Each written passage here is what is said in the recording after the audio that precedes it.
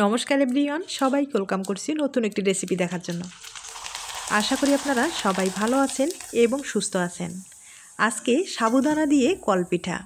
সাবুদানা দিয়ে যে এত সুন্দর কলপিঠা হয় না দেখলে বিশ্বাস করা যায় না। সাবুদানার এই পিঠাটা খেতে কিন্তু ভীষণ টেস্টি হয়, আর একবার তৈরি করে পুরো বছর জুড়ে সংরক্ষণ করেও খাওয়া যাবে। এবার চলুন মূল রেসিপিতে যাওয়া যাক, আশা করি আপনাদের ভালো লাগবে। পিঠাগুলো তৈরি করার জন্য এখানে সাবুদানা নিয়েছি প্রায় 200 গ্রামের মতো। আর বড় দানা যে সাবুদানাটা সেটাই কিন্তু ব্যবহার করতে হবে, তাহলে পিঠাগুলো তৈরি করতে সুবিধা হবে। প্রথমে সাবুদানাটা ভালোভাবে ধুয়ে নিতে হবে। সাবুদানাগুলো পাত্রে একটা ঢেলে নিলাম। এখন খুব ভালোভাবে জল দিয়ে ধুয়ে নিতে হবে। সাবুদানা দিয়ে এভাবে কখনো পিঠা খেয়েছেন কিনা জানি না, আর যারা খেয়েছেন তারা তো অবশ্যই জানেন, আর যারা খাননি একবার হলো কিন্তু এই পিঠাটা খেয়ে দেখবেন। এই পিঠার স্বাদটা কিন্তু সম্পূর্ণ আলাদা রকম, খেতে ভীষণ টেস্টি হয়। একবার খেলে বারবার খেতে ইচ্ছে করবে। অবশ্যই বাড়িতে একবার হলো কিন্তু ট্রাই করে দেখতে পারেন। সাবুদানাটা ভালোভাবে ধুয়ে নেওয়ার পরে এখানে কিন্তু হালকা কুসুম গরম জল করে নিয়েছি, আর এই গরম জলটা আমি সাবুদানায় দিয়ে দিব। এই সাবুদানায় গরম জলটা দেওয়ার কারণ হচ্ছে সাবুদানার যে দানাটা রয়েছে খুব তাড়াতাড়ি নরম হয়ে যাবে। তবে এখানে ফুটন্ত গরম জলটা ব্যবহার না করাই ভালো, হালকা কুসুম গরম জল ব্যবহার করতে হবে। তবে কোনো কারণে গরম জলটা যদি ব্যবহার করতে না চান সেক্ষেত্রে নর্মাল জল কিন্তু ব্যবহার করা যাবে। তবে সাবুদানার যে দানাটা আছে নরম হতে একটু সময় লাগবে। আমি 5 মিনিটের মতো ঢেকে রেখে দিলাম। 5 মিনিট পরে ঢাকনা খুলেই কিন্তু দেখতে পারছেন সাবুদানাটা কিন্তু অনেকটাই ফুলে গেছে, আর সাবুদানাটা প্রায় নরম হয়েছে দেখতে পারছেন। এবার যেটা করতে হবে, এই সাবুদানাটা খুব ভালোভাবে চেলে নিতে হবে। আমি একটা চালনির সাহায্যে খুব ভালোভাবে চেলে নিব। আর চেলে না নিলে এই কলপিঠাটা কিন্তু তৈরি করা যাবে না। আমি খুব ভালোভাবে চেলে নিব। তবে আবারও বলছি, এই সাবুদানার যে দানাটা রয়েছে ভালোভাবে কিন্তু নরম হতে হবে, এরপরে চেলে নিতে হবে।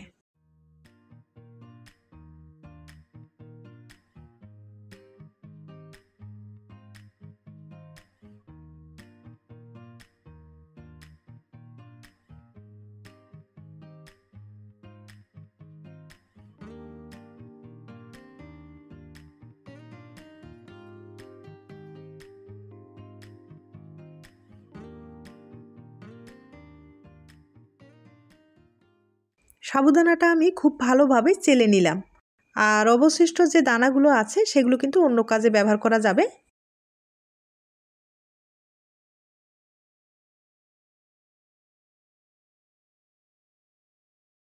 এবার সামান্য পরিমাণে একটু লবণ ব্যবহার করতে হবে, আর খুব ভালোভাবে মিক্স করে নিতে হবে।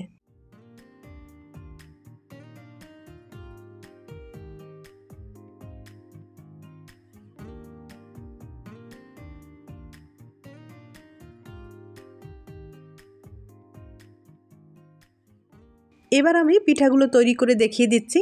আর পিঠাগুলো তৈরি করার ক্ষেত্রে অবশ্যই প্লাস্টিক ব্যবহার করতে হবে, হালকা করে তেল লাগিয়ে নিতে হবে। এই পিঠাগুলো কিন্তু রোদ্রে শুকাতে হবে, তাই একবারেই ছাদে এসেই কিন্তু পিঠাগুলো আমি দিয়ে দিব। প্লাস্টিকে ভালোভাবে তেল লাগিয়ে নিলাম। পিঠাগুলো তৈরি করার জন্য এবার একটা সিরিঞ্জ লাগবে, আর সিরিঞ্জের সাহায্যেই কিন্তু পিঠাগুলো আমি তৈরি করে নেব। আপনাদের যদি কল থাকে কল দিয়েই কিন্তু এই পিঠাগুলো আপনারা সহজেই তৈরি করে নিতে পারেন। আর যাদের কল নেই আমার মতো কিন্তু এই সিরিঞ্জ ব্যবহার করে পিঠাগুলো তৈরি করে নিতে পারেন।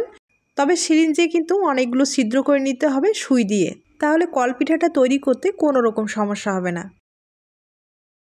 এবার পিঠাগুলো তৈরি করে দেখিয়ে দিচ্ছি। এই পিঠাগুলো তৈরি করা কিন্তু কোনো রকম ঝামেলা নেই, একবারে কম সময়ে এই পিঠাটা তৈরি করে নিতে পারেন। শুধু সাবুদানা যদি থাকে আর একটা সিরিঞ্জ থাকে তাহলে কিন্তু এই ধরনের পিঠাগুলো সহজেই তৈরি করে নিতে পারেন। তবে সাবুদানার এই পিঠাটা একবার হলো কিন্তু তৈরি করে দেখবেন। আমি আবারও বলছি, পিঠাটা খেতে কিন্তু ভীষণ টেস্টি হয়।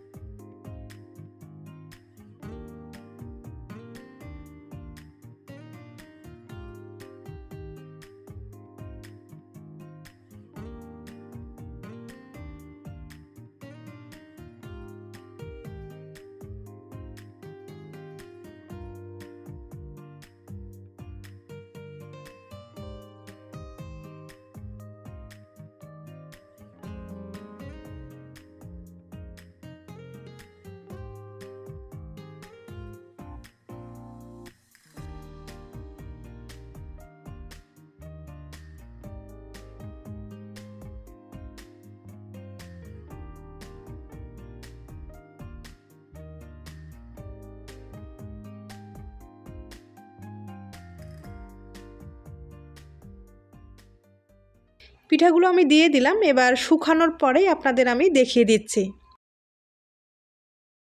পিঠাগুলো আমি ভালোভাবে শুকিয়ে নিলাম, আর শুকানোর পরেই দেখতে পারছেন কতটা সুন্দর হয়েছে। এভাবে কিন্তু আপনারা দীর্ঘদিন পর্যন্ত সংরক্ষণ করতে পারবেন। আর এই পিঠাগুলো শুকাতে কিন্তু একদিনের মতো সময় লেগেছে, আপনাদের হয়তো বা কম বেশি লেগে যেতে পারে, তবে ভালোভাবে শুকানোর পরেই সংরক্ষণ করতে পারবেন। এবার কয়েকটা পিঠা আমি আপনাদের ভেজে দেখিয়ে দিচ্ছি। আর এই পিঠাগুলো হালকা আঁচেই কিন্তু ভেজে নিতে হবে।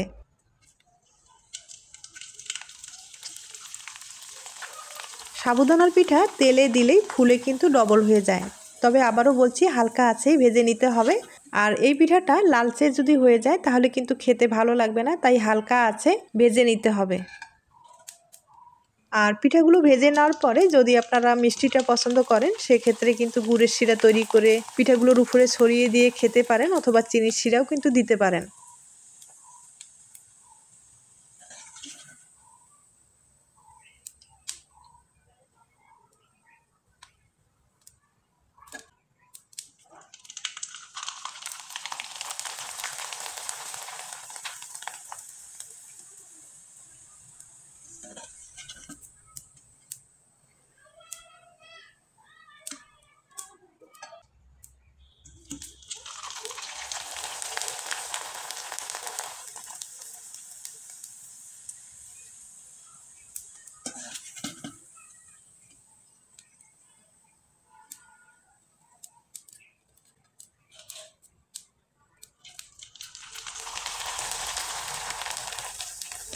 আমি আপনাদের কয়েকটা পিঠা ভেজে দেখিয়ে দিলাম।